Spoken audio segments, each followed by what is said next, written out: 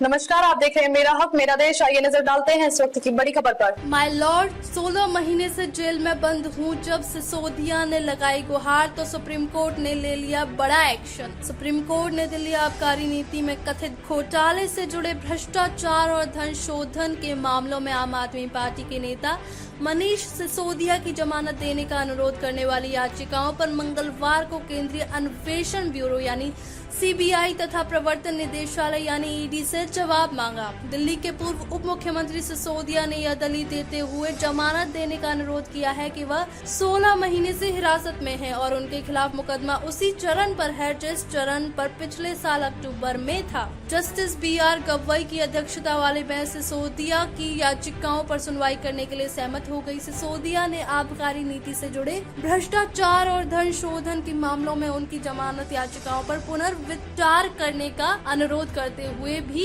एक याचिका दायर की है। बेंच में जस्टिस संजय करोल और जस्टिस KV विश्वनाथन भी शामिल हैं। बेंच ने कहा, नोटिस जारी करिए, 29 जुलाई तक जवाब दीजिए। सिसोदिया की ओर से पेश वकील विवेक जैन ने बेंच को बताया कि आप नेता 16 महीने से हिरासत में हैं। उन्होंने कहा, माय लॉर्ड, मैं सिसोदिया 16 महीने से जेल में हूँ। मैंने अक्टूबर में कोर्ट का रुख किया था। इस अदालत ने कहा था कि अगर जांच की गति सुस्त रहती है तो मैं पुनः आवेदन कर सकता हूँ। मुकदमा अभी उसी चरण पर है जिस पर अक्टूबर 2023 में था जब आपने मुझे छूट दी थी। बेंच ने सिसोदिया की याचिकाओं पर सीबीआई तथा ईडी से जवाब मांगा और मामले पर अगली सुनवाई के लिए 29 जुलाई की तारीख तय कर दी। सीबीआई ने शराब नीति मामले में सिसोदिया की कथित भूमिका के लिए 26 फरवरी 2023 को उन्हें गिरफ्तार किया था। ईडी ने सीबीआई की प्राथमिकी से निकले धन शोधन के मामले में 9 मार्च 2023 को गिरफ्तार किया।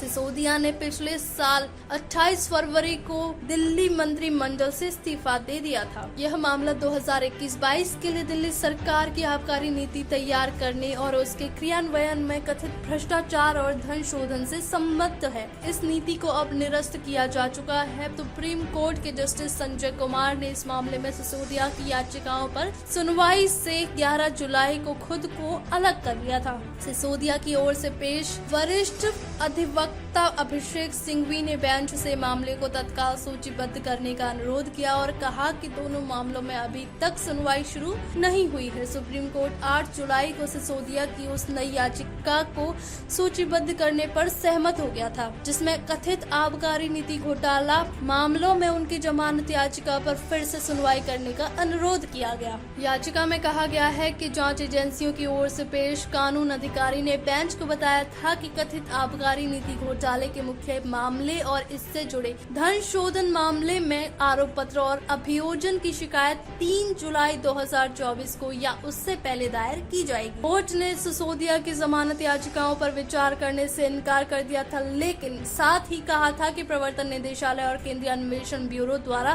भ्रष्टाचार और धन शोधन से जुड़े मामलों में अपनी अंतिम अभियोजन शिकायत और आरोप पत्र दाखिल किए जाने के बाद सिसोदिया जमानत के लिए अपनी याचिकाएं फिर से दायर कर सकते हैं। सुप्रीम कोर्ट ने 4 जून को कथित आबकारी नीति घोटाले के सिलसिले में सीबीआई और ईडी द्वारा दर्ज मामलों में सिसोदिया की जमानत याचिकाओं पर विचार करने से इनकार कर दिया था। शीर्ष अदालत ने हालांकि कहा था कि ईडी और सीबीआई द्वारा दर्ज कथित भ्रष्टाचार और धन शोधन से जुड़े मामलों में क्रमशः अपनी अंतिम अभियोजन शिकायत और आरोप पत्र दाखिल किए जाने के बाद सिसोदिया जमानत के लिए अपनी याचिकाएं फिर से दायर कर सकते हैं। अभियोजन शिकायत ईडी के आरोप पत्र के समान है।